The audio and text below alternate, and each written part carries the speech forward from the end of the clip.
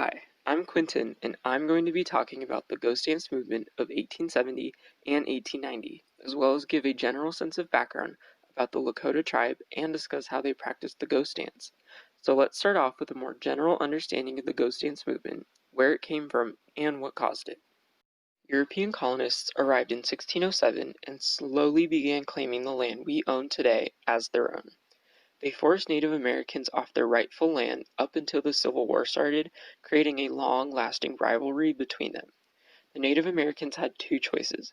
They could assimilate into white culture, or they could live off the very little land they owned called reservations. Most chose not to assimilate, and as a result, they developed the Ghost Dance movement in order to revitalize their past and hold firm in their ways. The movement was founded by Wovoka, a shaman in the North Paiute tribe, who had a vision that God would restore their land and reunite all the Native American tribes spread across the land. He saw that the colonists would be banished and the wildlife would return for them to hunt. He claimed that Jesus would come down to earth and cure everyone of sickness and raise their dead ancestors from the grave.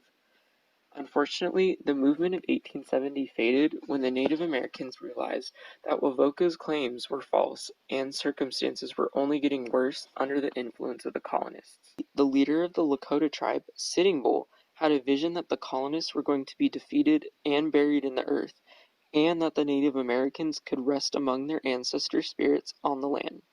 As word reached the European colonists, they felt threatened, so they took action and tried to restrain the Native Americans even further than just their reservations. Out of fear, the colonists opened fire and killed over 300 men, women, and children, which is now remembered today as the Wounded Knee Massacre. The very few remaining Native Americans had no choice but to assimilate into white culture. That's enough background on the movement itself. Let's transition to the Lakota tribe's origins and culture. The Lakota tribe makes up one of 7 parts of the Sioux tribe. They mainly inhabited the land of what is now present-day North and South Dakota.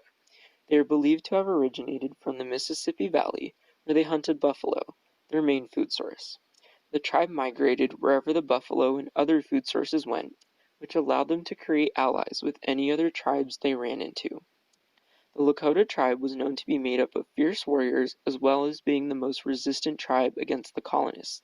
The tribe had their own separate dialects from the other Native American tribes.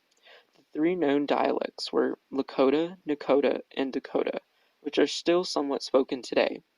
In terms of economy, they did not use money as currency, but instead they asked that everyone in the tribe do their part to provide so they could sustain themselves, especially during the harsh years of the Ghost Dance movement. Now it is time to take a dive into our last topic, what the movement actually looked like for the Lakota tribe. 2 religious leaders, Short Bull and Kicking Bear, visited Wovoka, learned the Ghost Dance, and brought it back to the Pine Ridge Reservation where the Lakota resided. A man, James Mooney, and a woman, Mrs. Z.A. Parker, witnessed a Ghost Dance ritual and recorded what they saw. When they first arrived, they saw tents scattered high and low before they even reached the dancing ground. They reached the center, where there was a fairly large pine tree covered in offerings such as various colored cloths, eagle feathers, stuffed birds, claws, and horns. When the dance started, they saw about 15 people marching in a circle. Mrs. Parker wrote down that the tribe was wearing what they called ghost shirts that were said to protect them from bullets. The women wore white dresses with wide flowing sleeves. The dresses were painted with the moon, stars, and birds, and they were interspersed with real feathers. The men wore very similar clothing. Their shirts and pants were painted in red and their shirt collars were painted blue.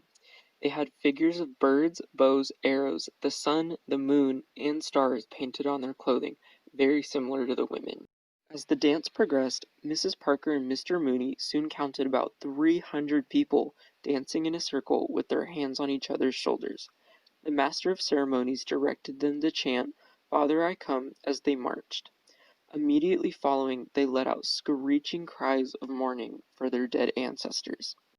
Towards the end, they all sat down and uplifted one another by speaking words of encouragement amongst themselves. They rose one last time and danced around the tree as fast as they could, hoping they would cleanse those who were ill and participating in the dance of their sickness. The ritual finally concluded, and the tribe returned to their tents. That was the last thing they recorded before they embarked on their journey home. Before I let you go with this information, I would like to thank you for taking time to actively listen to my presentation. I hope taking an in-depth look at the Ghost Dance movement was as fascinating for you as it was for me. Thank you for listening to this important piece of history. I hope you learned something, and I encourage you to do some more research on this very interesting topic. Thank you.